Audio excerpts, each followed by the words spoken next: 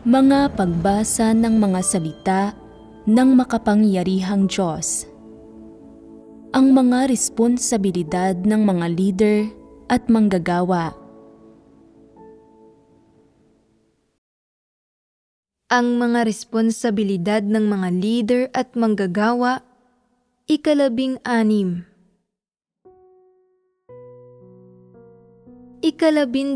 item. Agaran at tumpak na tukuyin ang iba't ibang tao, pangyayari at bagay na nakagagambala at nakagugulo sa gawain ng Diyos at sa normal na kaayusan ng Iglesia. Pigilan at limitahan ang mga iyon at ituwid ang mga bagay-bagay. Dagdag pa rito, pagbahaginan ang katotohanan upang magkaroon ng pagkilatis ang hinirang na mga tao ng Diyos sa pamamagitan ng mga gayong bagay at matuto sila mula sa mga iyon. 4 na bahagi. Ang iba't ibang tao, pangyayari at bagay na nakagagambala at nakagugulo sa buhay iglesia. 8. Pagpapakalat ng mga kuro-kuro. A.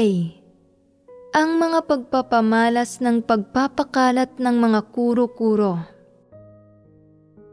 Ngayon, ay ipagpapatuloy natin ang pagbabahaginan tungkol sa 12 responsibilidad ng mga leader at manggagawa. Agaran at tumpak na tukuyin ang iba't ibang tao, pangyayari at bagay na nakagagambala at nakagugulo sa gawain ng Diyos at sa normal na kaayusan ng Iglesia. Pigilan at limitahan ang mga iyon at ituwid ang mga bagay-bagay. Dagdag pa rito, pagbahaginan ang katotohanan upang magkaroon ng pagkilatis ang hinirang na mga tao ng Diyos sa pamamagitan ng mga gayong bagay at matuto sila mula sa mga iyon. Tungkol naman sa iba't ibang isyu ng paggambala at panggugulo na lumilitaw sa buhay iglesia, nakapaglista tayo ng 11. Noong nakaraan, nagbahaginan tayo tungkol sa 7 isyu, pambabatikos at pagbabangayan sa isa't isa. Ngayon, magbabahaginan tayo tungkol sa 8 isyu, pagpapakalat ng mga kuro-kuro. Madalas ding nangyayari sa buhay iglesia ang pagpapakalat ng mga kuro-kuro. Ang ilang tao na hindi talaga tinatanggap ang katotohanan ay naniniwala sa Diyos batay sa mga kuro-kuro at imahinasyon nila. At madalas silang nagpapakalat ng ilang kuro-kuro para guluhin ang buhay iglesia. Dapat limitahan ng iglesia ang ganitong pag-uugali at lutasin ito sa pamamagitan ng pagbabahaginan sa katotohanan sa buhay iglesia. Mula sa literal na perspektiba, makikita ng sino man na ang pagpapakalat ng mga kuro-kuro ay hindi wastong pag-uugali, na hindi ito isang positibong bagay, kundi negatibo. Sa makatwid, dapat itong pigilan at limitahan sa buhay iglesia. Anumang uri ng mga tao ang nagpapakalat ng mga kuro-kuro, anuman ang mga motibo nila, sinasadya man nila o hindi na magpakalat ng mga kuro-kuro, hanggat nagpapakalat sila ng mga kuro-kuro, magagambala at magugulo nito ang buhay iglesia na magdudulot ng mga nakakapinsalang epekto. Sa makatwid, kailangang ganap na limitahan ang usaping ito. Mula sa anumang perspektiba, ang pagpapakalat ng mga kuro-kuro ay hindi posibleng magkaroon ng positibong papel sa paghahangad sa katotohanan, paghahangad sa pagkilala sa Diyos, o pagpasok sa katotohanang realidad ng mga tao. Maaari lang itong magkaroon ng epekto ng panggugulo at paninira sa mga bagay na ito. Kaya, kapag nagpapakalat ng mga kuro-kuro sa buhay iglesia ang isang tao, ang lahat, kapwa ang mga leader ng iglesia at mga kapatid, ay dapat kilatisin ang usaping ito at agad na kumilos para pigilan at limitahan ang taong iyon. Sa halip na pikit matang konsintihin siya sa pagpapakalat ng mga kuro-kuro para ilihis at guluhin ang iba. Magbahaginan muna tayo tungkol sa kung anong uri ng mga salita ang bumubuo sa pagpapakalat ng mga kuro-kuro. Sa pagkakaroon ng pagkilatis na ito, tumpak na matutukoy ng mga tao kung ano ang pagpapakalat ng mga kuro-kuro at magagawa rin nilang tumpak na pigilan at limitahan ito sa halip na baliwalain ito at tratuhin ito ng walang pakialam. Una, pagpapakalat ng mga kuro-kuro tungkol sa Diyos. May pinupuntirya ang mga kuro-kurong ipinapakalat. Una, kailangang makita natin kung sino ang pinupuntirya ng mga ito at kung anong mga kuro-kuro ang ipinapakalat. Makakatulong ang pagkaunawa sa mga ito para malaman mo kung aling mga pahayag na sinasabi ng mga tao at aling mga pananaw na ipinapakalat ng mga tao ang bumubuo sa mga kuro-kuro. Ang pag-alam kung aling mga salita ang mga kuro-kuro ng mga tao at kung anong mga kilos ang bumubuo sa pagpapakalat ng mga kuro-kuro ay magbibigay kakayahan sa mga tao na limitahan ang pagpapakalat ng mga kuro-kuro ng mas tumpak at mas may kaugnayan. Una sa lahat, ang pinakamalubhang pagpapakalat ng mga kuro-kuro ay may kinalaman sa mga ideya at maling pagkaunawa ng mga tao tungkol sa Diyos. Isa itong pangunahing kategorya. Ang pagpapakalat ng mga di-totoong pananaw at pahayag tungkol sa pagkakakilanlan ng Diyos, diwa ng Diyos, disposisyon ng Diyos, mga salita ng Diyos, gawain ng Diyos, at pag-iral ng Diyos ay pawang bumubuo sa pagpapakalat ng mga kuro-kuro. Isa itong pangkalahatang pahayag.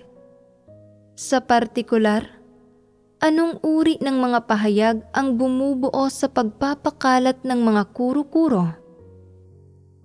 Ang pagpapakalat ng mga maling pagkaunawa tungkol sa Diyos, mga paghusga at pagkondena sa Diyos, at maging ang mga paglapastangan sa Diyos ay pawang pagpapakalat ng mga kuro-kuro.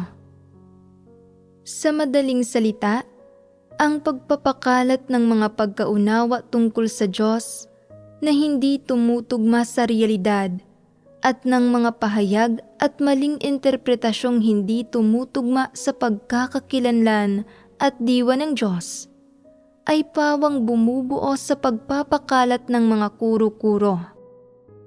Halimbawa, sa buhay iglesia, madalas na pinag-uusapan ng ilang tao ang tungkol sa pagkakakilanlan at diwa ng Diyos. Wala silang tunay na pagkaunawa sa pagkakakilanlan at diwa ng Diyos. Madalas silang nagdududa at nagkakamali ng pagkaunawa sa Diyos sa puso nila.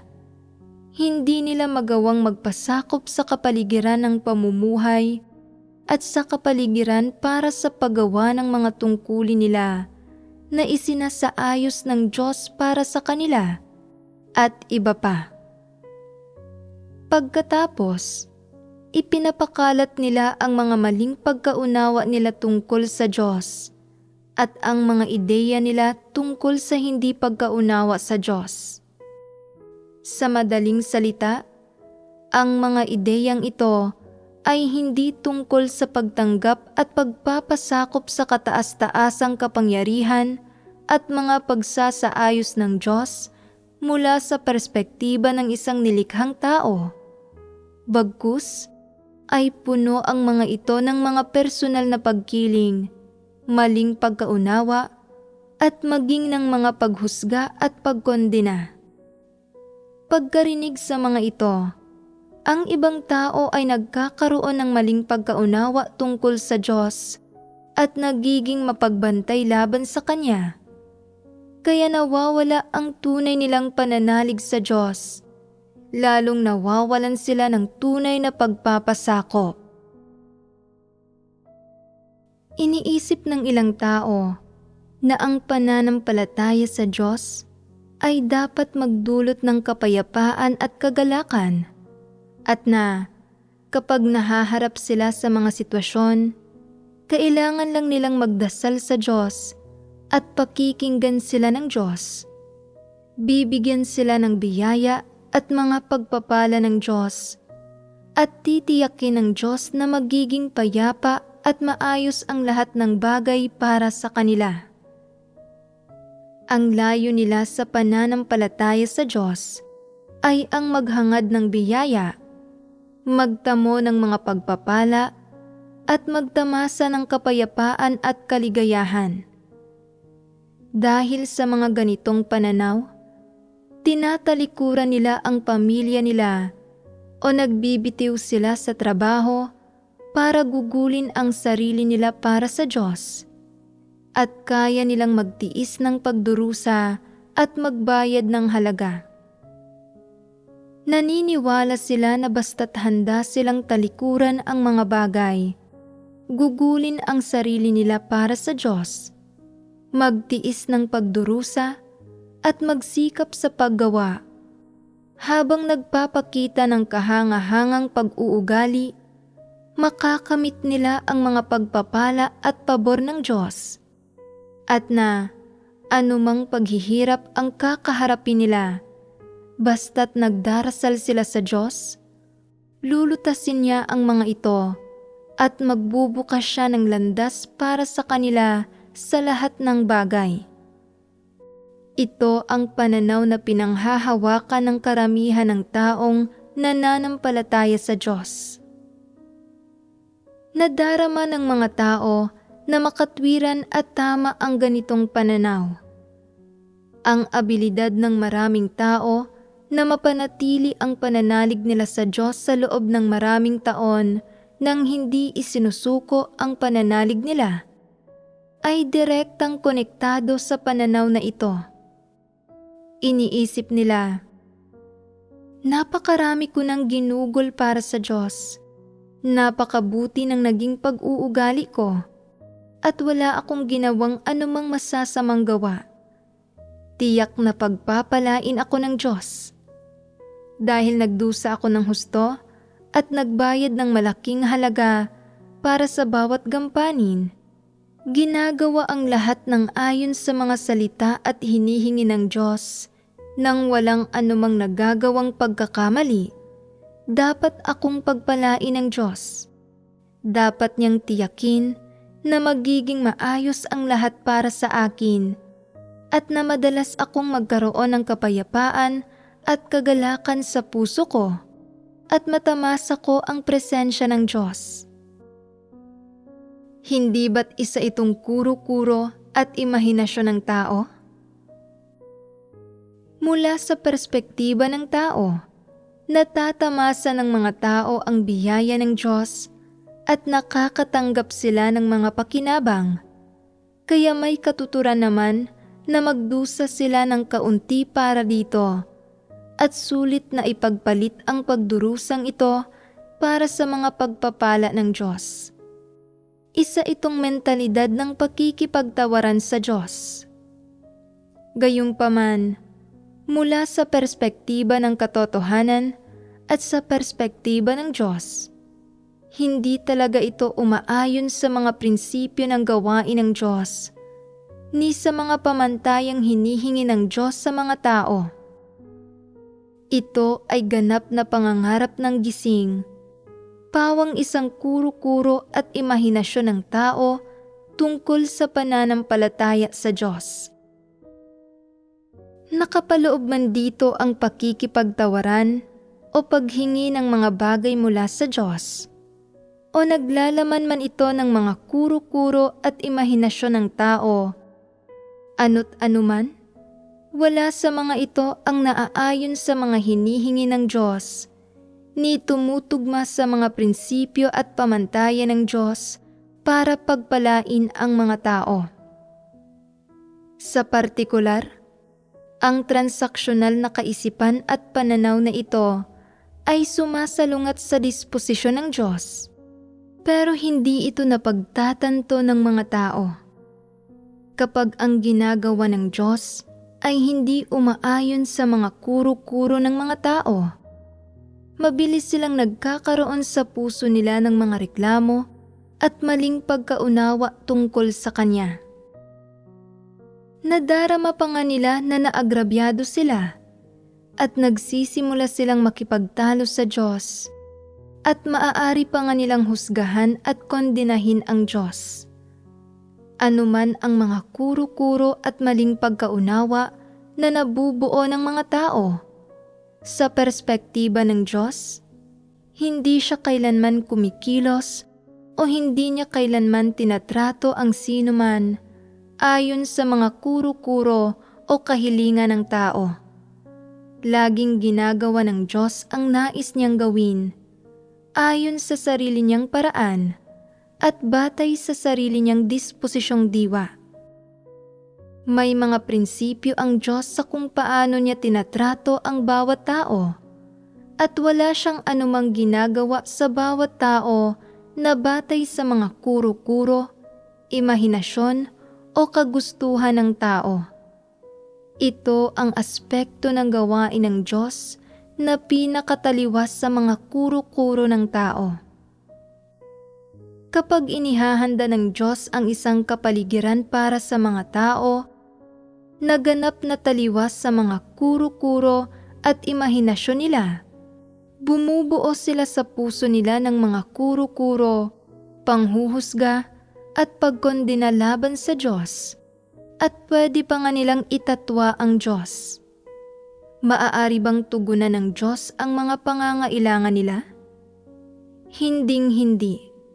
Hindi kailanman babaguhin ng Diyos ang kanyang paraan ng paggawa at ang kanyang mga pagnanais ayon sa mga kuro-kuro ng tao.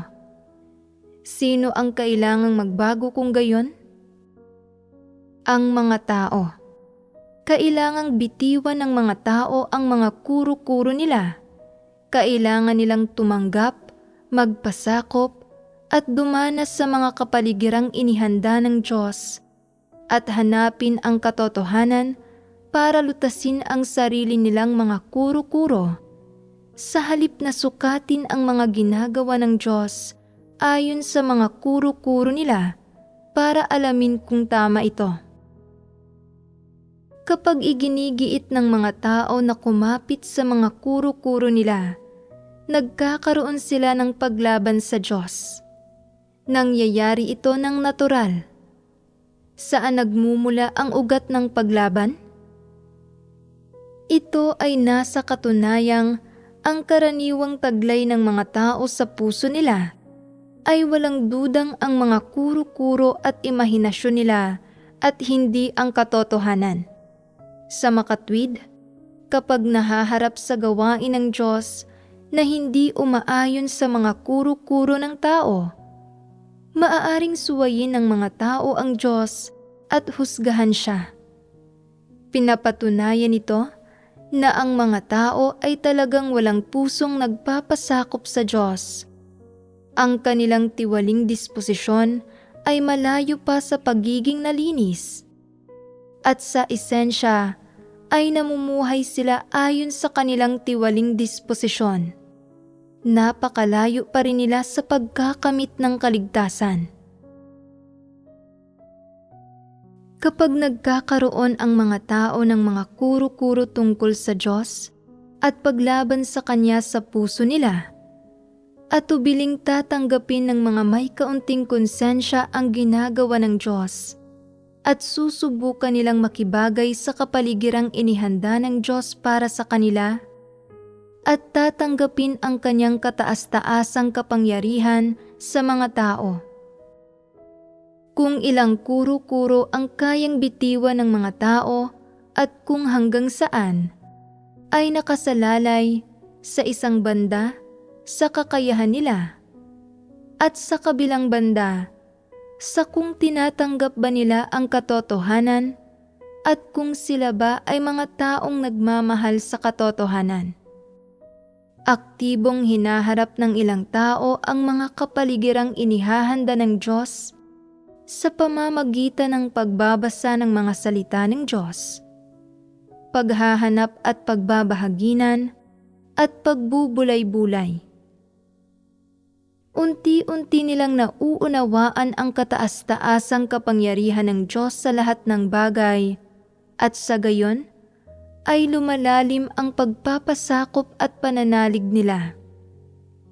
Gayunpaman, ang ilang tao, anuman ang kapaligirang nararanasan nila, ay hindi naghahanap ng katotohanan.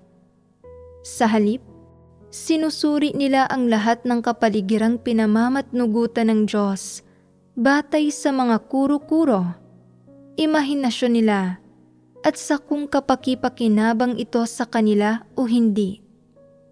Palaging umiikot sa mga sarili nilang interes ang mga pagsasaalang-alang nila.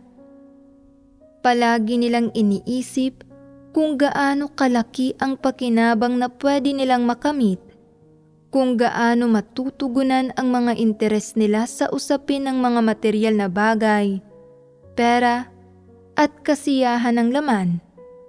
At palagi silang nagdedesisyon at palagi nilang tinatrato ang lahat ng isinasaayos ng Diyos batay sa mga salik na ito.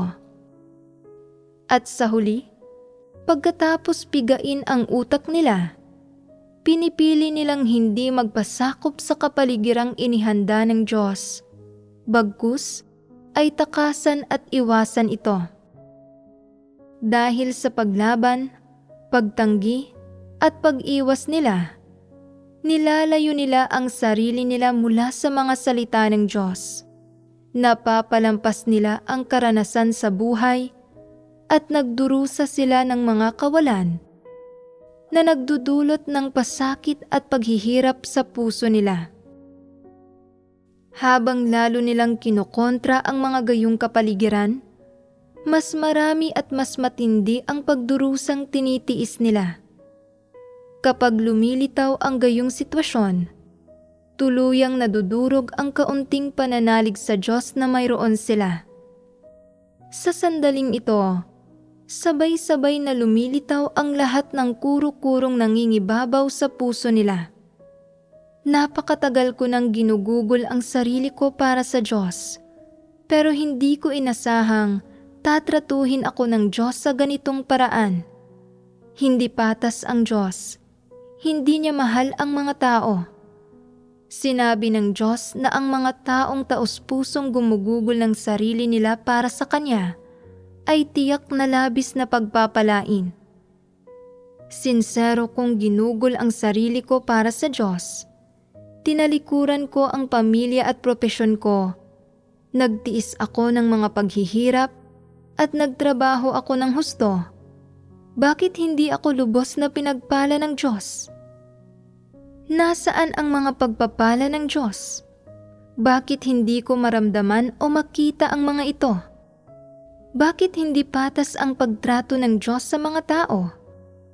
Bakit hindi tinutupad ng Diyos ang salita niya? Sinasabi ng mga tao na tapat ang Diyos, pero bakit hindi ko ito maramdaman? Kung hindi na isa sa alang-alang ang iba pang bagay, dito lang sa kapaligirang ito, hindi ko talaga naramdaman na tapat ang Diyos. Dahil may mga kuro-kuro ang mga tao, madali silang nalilinlang at nalilihis ng mga ito. Kahit kapag naghahanda ang Diyos ng mga kapaligiran para sa disposisyonal na pagbabago ng mga tao at para sa paglago nila sa buhay. Nahihirapan silang tanggapin ito at nagkakamali sila ng pagkaunawa sa Diyos. Iniisip nilang hindi ito pagpapala ng Diyos at na hindi sila gusto ng Diyos. Naniniwala silang sinsero nilang ginugol ang sarili nila para sa Diyos, pero hindi tinupad ng Diyos ang kanyang mga pangako. Kaya, ang mga taong ito na hindi naghahangad sa katotohanan ay napakadaling nabubunyag sa pamamagitan ng iisang pagsubok ng isang maliit na kapaligiran. Kapag nabunyag na sila, sinasabi nila sa wakas ang pinakanais nilang sabihin. Hindi matuwid ang Diyos. Ang Diyos ay hindi isang tapat na Diyos. Bihirang natutupad ang mga salita ng Diyos.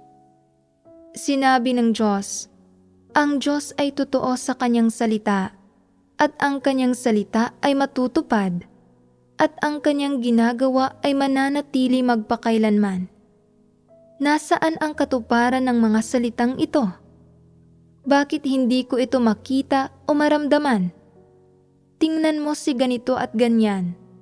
Simula nang manampalataya siya sa Diyos, hindi niya tinalikdan o ginugol ang sarili niya para sa Diyos tulad ng ginawa ko. Ni hindi siya naghandog ng kasing dami ng sa akin. Pero nakapasok sa mga tanyag na unibersidad ang mga anak niya. Tumaas ang ranggo ng asawa niya. Umuunlad ang negosyo nila. At maging ang mga ani nila ay mas masagana kaysa sa iba. At ano ang nakamit ko? Hinding-hindi na ulit ako mananampalataya sa Diyos kailanman. Ang mga salitang ito ang tunay na iniisip ng mga taong ito, ang kanilang mga alituntunin sa pamumuhay. Puno sila ng mga kuro-kurong ito, puno ng mga kakatwang kaisipan at pananaw na ito, at puno ng mga pagsasaalang-alang sa mga pakinabang at transaksyon. Ganito nila nauunawaan at naiintindihan ang gawain ng Diyos at ang kanyang masisidhing layunin. Ganito nila tinatrato ang mga bagay na ito. Sa makatwid, sa mga kapaligirang mabusising inihahanda ng Diyos ng paulit-ulit.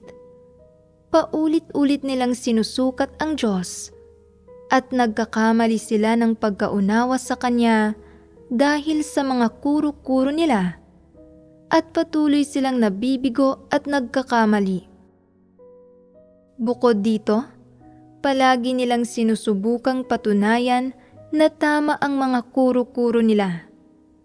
Kapag naniniwala sila na ang mga kuro-kurong ito ay kumpirmado na at sapat ng ebidensya para basta-bastang suriin, husgahan at kondenahin ang Diyos, nagsisimula silang magpakalat ng mga kuro-kuro dahil puno ng mga kuro-kuro tungkol sa Diyos ang puso nila. Ano ang nakahalo sa mga kuro-kurong ito? Nakahalo rito ang mga reklamo, ang kawalang kasiyahan at mga hinanakit. Kapag puno sila ng mga bagay na ito, naghahanap sila ng mga pagkakataon para magbulalas. Umaasa silang makakahanap sila ng mga taong makikinig sa mga kawalang katarungan na naranasan nila. Gusto nilang ibulalas ang mga bagay na ito sa mga taong ito at ikwento sa mga ito ang di umano'y hindi patas na pagtrato na pinagdusahan nila. Ganito lumilitaw sa buhay iglesia ang mga kuro-kurong ipinapakalat ng mga taong ito. Ganito nabubuo ang mga gayong kuro-kuro. Ang puso ng mga taong ito ay puno ng mga hinanakit, pagtutol at kawalang kasiyahan, pati na rin ng mga maling pagkaunawa at reklamo tungkol sa Diyos, at maging ng mga paghusga at pagkondena sa Diyos, na sa huli ay nagiging sanhi para mapuno ng paglapastangan ang puso nila. Natatakot silang hindi sila magkakamit ng mga pagpapala at kaya ayaw nilang umalis. Kaya ipinapakalat nila sa mga tao ang mga maling pagkaunawa nila tungkol sa Diyos at ang kawalang kasiyahan nila sa Kanya. At higit pa rito, ipinapakalat nila ang mga paghusga at pagkondina nila sa Diyos at ang mga paglapastangan nila sa Kanya. Ano ang nilalapastangan nila? Nilalapastangan nila ang Diyos. Sinasabing hindi siya patas sa kanila at hindi niya sila binibigyan ng mga angkop at katumbas na gantimpala para sa ginawa nila. Hinuhusgahan nila ang Diyos dahil hindi niya sila pinagkakalooban ng biyaya at malalaking pagpapala pagkatapos nilang maghandog at magsakripisyo. Hindi nila natanggap mula sa Diyos ang mga pangangailangang iyon ng laman, mga materyal na bagay, pera at iba pa na inaasahan nilang matanggap, kaya napupuno ng mga reklamo at hinanakit ang puso nila. Ang layo nila sa pagpapakalat ng mga kuro-kuro ay, sa isang banda, para magbulalas at maghiganti, para makamit ang isang pakiramdam ng psikolohikal na balanse, at sa kabilang banda, para udyukan ang mas maraming tao na magkaroon ng mga maling pagkaunawa at kuro-kuro tungkol sa Diyos, na nagiging sanhi para maging mapagbantay ang mga taong ito laban sa Diyos tulad nila. Kung mas maraming tao ang magsasabi, hinding-hindi na ulit kami mananampalataya sa Diyos kailanman, masisiyahan ang kalooban nila. Ito ang intensyon at natatagong dahilan sa likod ng pagpapakalat nila ng mga kuro-kuro. Ano ang alituntunin sa pamumuhay ng mga taong nagpapakalat ng mga kuro-kuro? Ano ang kasabihang madalas nilang inuulit? Pagkatapos maranasan ang ilang bagay at hindi nila nakamit ang mga pakinabang na ninais nila, walang tigil nilang sinasabi sa sarili nila, hinding-hindi na ulit ako mananampalataya sa Diyos kailanman. Kahit pagkatapos sabihin ito, hindi nila nararamdaman na naibsan ang pagkamuhi nila o na nakamit nila ang layo nila. Kapag dumadalo sila sa mga pagtitipon, anuman ang pinagbabahaginan ng iba, hindi nila ito matanggap. Kailangan nilang ulitin ang pariralang ito. Inuulit ito ng ilang beses, kahit higit pa sa 10 beses. Hinding-hindi na ulit ako mananampalataya sa Diyos kailanman. Hindi ba't puno ng kahulugan ang pariralang ito? May kwento sa likod nito. Ano ang pananampalataya nila? Nanampalataya ba sila sa Diyos noon? Tunay bang pananalig ang kanilang pananampalataya noon? Mayroon ba itong pagpapasakop na dapat taglayin ng isang nilikha? Wala talaga. Puno sila ng mga kuro-kuro at imahinasyon tungkol sa Diyos.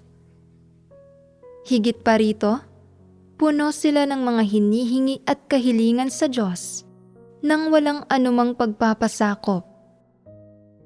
Ano ang ibig sabihin ng pananampalataya nila?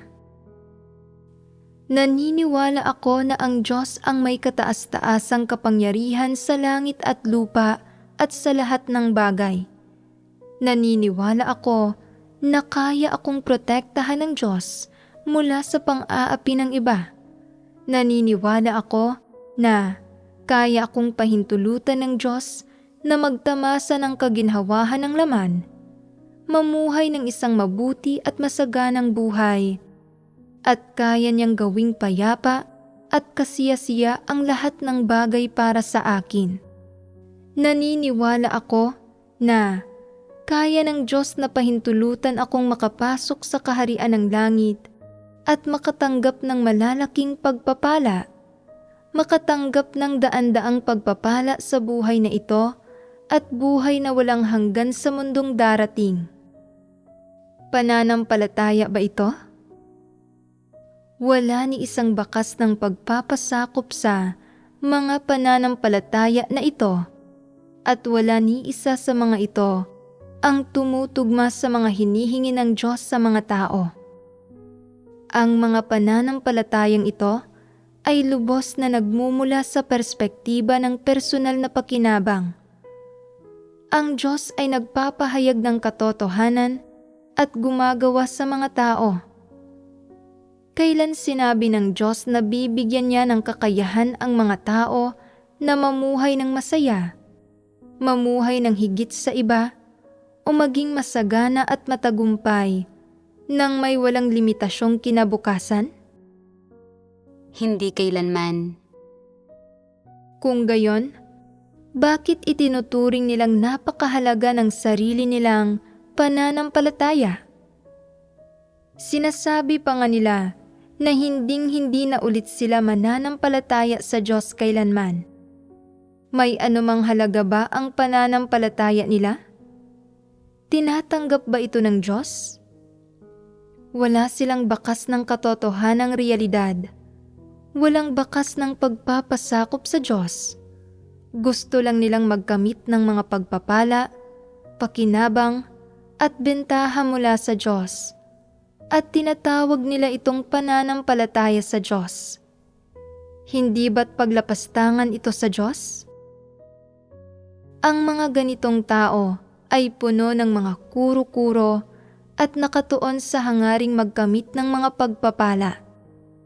Hinding-hindi nila dinaranas ang gawain ng Diyos at hindi nila isinasagawa ang mga salita ng Diyos. Ang layon at motibo ng lahat ng ginagawa nila ay ganap na para sa pakinabang ng sarili nilang laman. Pakiramdam nila na mabuti sila at itinuturing nila ang di umano'y pananalig nila sa Diyos bilang napakahalaga. Kung napakahalaga at napakamarangal ng pananalig mo sa Diyos, kung gayon ay bakit kapag inihahanda ng Diyos ang ilang maliit na kapaligiran para sa iyo, hindi mo maunawaan ang katotohanan mula rito o magawang manindigan sa patotoo mo? Ano ang nangyayari dito? Kapag sinusubok ng Diyos ang pananalig mo, ano ang isinusukli mo sa Diyos? Posible bang ang gusto ng Diyos ay ang mga maling pagkaunawa, reklamo, at paglaban na isinusukli mo sa Kanya? Naaayon ba ang mga ito sa katotohanan? Malinaw na hindi. Sa makatwid, ang katunayan na nagagawa ng mga taong ito na hayagang magpakalat ng mga kuro-kuro sa iglesia ay nagpapatunay ng isang bagay. Hindi nila kilala ang Diyos at lalong hindi sila naniniwala na ang Diyos ang may kataas-taasang kapangyarihan sa lahat ng bagay. Sadyang hindi umiiral ang Diyos na sinasampalatayanan nila. Kapag hayagang nagpapakalat ng mga kuro-kuro ang mga ganitong tao para ilihis at himukin ang mas maraming tao na sumama sa pagtutol, pagkondina, at paglapastangan nila sa Diyos, hindi nila namamalayan na hayagan nilang inaanunsyo na hindi na sila mga tagasunod ng Diyos, hindi na sila mananampalataya, at hindi na sila mga nilikha sa ilalim ng kapamahalaan ng lumikha. Ang mga kuro-kurong ipinapakalat nila ay hindi mga simpleng ideya o pahayag. Sa halip, nagtayo na sila ng isang di mabubuwag na harang laban sa Diyos sa kanilang puso. Dahil buo na ang pasya nila na ang paggamit sa mga kuro-kuro at imahinasyon ng tao para tratuhin ang Diyos, pangasiwaan ang ugnayan nila sa Diyos, at tratuhin ang mga salita ng Diyos at ang gawain ng Diyos ay tama at ang dapat na paraan nila ng pagsasagawa. Kapag hayagang nagpapakalat ng mga kuro-kuro sa buhay iglesia ang mga gayong tao, dapat ba silang limitahan? O, dahil sa mababa nilang tayog at mababaw na pundasyon, dapat ba silang bigyan ng kalayaang ipahayag ang mga pananaw nila at bigyan ng sapat na oras at espasyo para magsisi? Ano ang nararapat na gawin? Ang angkop na gawin ay pigilan at limitahan sila. Bakit angkop na pigilan at limitahan sila? Sinasabi ng ilang tao, kung lilimitahan mo sila at hindi mo sila hahayaang magsalita ng malaya, at titigil sila sa pananampalataya at pagdalo sa mga pagtitipon, hindi ba't nakakapinsala iyon sa kanila? Nakakapanghinayang naman iyon. Hindi ba't mas pipiliin ng Diyos na iligtas ang lahat ng tao kaysa hayaang masadlak sa perdisyon ang isang tao? Maging ang nag-iisang nawawalang tupa ay dapat mahanap.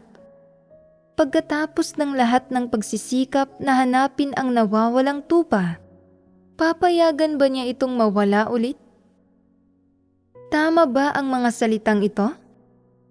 Hindi. Bakit hindi tama ang mga ito? Dahil hindi tunay na nananampalataya sa Diyos ang mga gayong tao. Nananampalataya lang sila sa Diyos sa pag-asang magkakamit sila ng mga pagpapala at ang pananampalataya nila ay may halong mga karumihan. Sino ba ang mga walang halong karumihan sa pananampalataya nila sa Diyos? Hindi ba't mayroon ka ring ilang karumihan? Wasto bang dahilan ito? Isaalang-alang ang pahayag mula sa mga gayong tao. Hinding-hindi na ulit ako mananampalataya sa Diyos kailanman. Anong uri ng mga salita ito? May anumang pagkakaiba ba ito sa paglapastangan ng mga walang pananampalataya, ng mga dyablo at ni Satanas?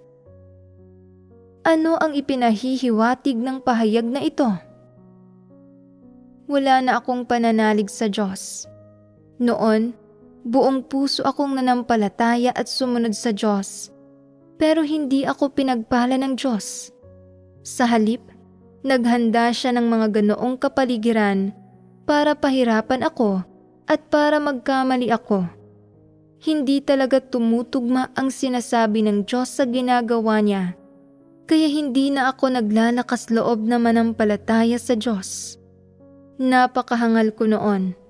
Nagawa kong talikuran, gugulin ang sarili ko, at magtiis ng napakaraming paghihirap para sa Diyos. Pero wala akong nakitang proteksyon mula sa Diyos nang maaresto at mausig ako ng malaking pulang dragon. Ang negosyo ng pamilya ko ay hindi rin naging kasing unlad ng sa iba. Hindi ako kumita ng kasing dami ng iba at nanatiling may sakit ang mga magulang ko. Wala akong nakamit mula sa pananampalataya sa Diyos sa loob ng napakaraming taon. Hindi ba't sinabi ng Diyos na lubos niyang pagpapalain ang mga tao? Anong mga pagpapala ang natanggap ko mula sa Diyos? Hindi naman talaga natupad ang mga salita ng Diyos, kaya hinding-hindi na ulit ako mananampalataya sa Diyos kailanman. Ang pahayag na hinding-hindi na ulit ako mananampalataya sa Diyos kailanman ay may napakaraming nilalaman. Puno ito ng mga reklamo, kawalang kasiyahan, at maling pagkaunawa tungkol sa Diyos. Sa madaling salita, matapos nilang magtiis ng paghihirap at gumugol ng kanilang sarili ng may mentalidad na puno ng pag-iilusyon, hindi sila pinagkalooban ng Diyos ng mga pagpapala nang ayon sa mga hinihingi nila. Hindi rin sila sinuklian o ginantimpalaan ng Diyos ayon sa mga kuro-kuro at imahinasyon nila. Kaya hindi sila nasisiyahan at puno sila ng sama ng loob sa Diyos. At sa ilalim ng mga gayong kalagayan na nasabi nila ang pangungusap na ito, hindi lumitaw ang pangungusap na ito kung saan lang. Sa oras na sinabi nila ito, marami na silang naipakitang pag-uugali at pagpapamalas at nabunyag na sila. Ano ang problema sa ugnayan ng mga gayong tao sa Diyos? Ano ang pinakamalaking issue sa ugnayan nila sa Diyos? Ito ay na hindi talaga nila kailanman itinuring ang sarili nila bilang isang nilikha, at ni katiting ay hindi nila kailanman itinuring ang Diyos bilang ang lumikha na dapat sambahin. Mula pa sa simula ng pananampalataya nila sa Diyos, tinrato na nila ang Diyos bilang isang punong kahoy ng pera, isang baul ng kayamanan. Itinuring nila siya bilang isang bodhisattva na magliligtas sa kanila mula sa pagdurusa at sakuna. At itinuring ang sarili nila bilang tagasunod ng bodhisattva na ito, ng idolong ito. Inisip nila na ang pananampalataya sa Diyos ay tulad ng paniniwala sa Buddha, na basta't kumakain sila ng gulay, nagbibigkas ng mga kasulatan, at madalas na nagsisindi ng insenso at yumuyukod, makukuha nila ang gusto nila. Kaya, ang lahat ng kwento na nangyari pagkatapos nilang manampalataya sa Diyos ay naganap sa loob ng saklaw ng mga kuro-kuro at imahinasyon nila. Wala silang ipinakitang anumang pagpapamalas ng isang nilikha na tumatanggap sa katotohanan mula sa lumikha, ni wala silang ipinakitang anumang pagpapasakop na dapat taglayin ng isang nilikha tungo sa lumikha. Mayroon lang patuloy na paghingi, patuloy na pagkalkula, at walang tigil na paghiling. Sa huli, humantong ang lahat ng ito sa pagkasira ng ugnayan nila sa Diyos. Ang ganitong uri ng ugnayan ay transaksyonal at hindi kailanman magiging matatag. Darating ang panahon na tuluyang mabubunyag ang mga gayong tao. Kahit pa makilahok sila sa buhay iglesia, hindi magpakalat ng mga kuro-kuro at paminsan-minsang makipagbahaginan tungkol sa kung paano sila inakay ng Diyos, kung paano sila pinagpala ng Diyos, kung ano ang tinamasa nila, at iba pa. Karamihan sa pinag-uusapan nila ay tungkol sa biyaya, kaligayahan, at mga pakinabang sa laman na natanggap nila mula sa Diyos. Ang mga diskusyong ito ay ganap na walang kaugnayan sa katotohanan at sa pagpapasakop sa Diyos, at ganap na walang anumang katotohanang realidad ang mga ito. Kapag paborable ang mga kalagayan, nagpapakita sila ng pananalig sa Diyos at pagmamahal sa Kanya, at pagtitiis at pagpapasensya sa iba. Lahat ng ito ay para makamit ang isang layon, para makamit ang lahat ng pagpapala ng Diyos. Kapag inaalis ng Diyos ang biyaya, mga pakinabang, at mga materyal na bentahang kanilang tinamasa, nabubunyag ang mga kuro-kuro nila. Ang mga taong ito na nauudyukan ng pansariling interes at inuuna ang personal na pakinabang ay nagagalit ng husto sa sandaling hindi nila natatanggap ang ninanais nila. Nagsisimula silang magpakalat ng mga kuro-kuro para ibulalas ang kawalang kasiyahan nila sa Diyos, habang sinusubukan ding himukin ang mas maraming tao na makisimpatya sa kanila at tanggapin ang mga kuro-kuro nila tungkol sa Diyos. Dapat bang pigilan at limitahan ang mga gayong tao? Hindi sumasalamin sa ganap na pagkaarok sa katotohanan ang mga paksa, kaisipan, at pananaw na pinagbabahaginan nila, ni tumutulong sa mga tao na magpasakop sa Diyos at magkaroon ng tunay na pananalig sa Kanya.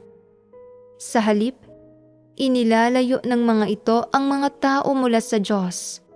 Nagdudulot ang mga ito ng mga maling pagkaunawa, ng pagiging mapagbantay, at maging ng pagtatakwil sa Diyos, at nagdudulot sa mga nakikinig sa mga kuro-kurong ipinapakalat ng mga taong ito na tahimik na magbigay ng babala sa kanilang sarili.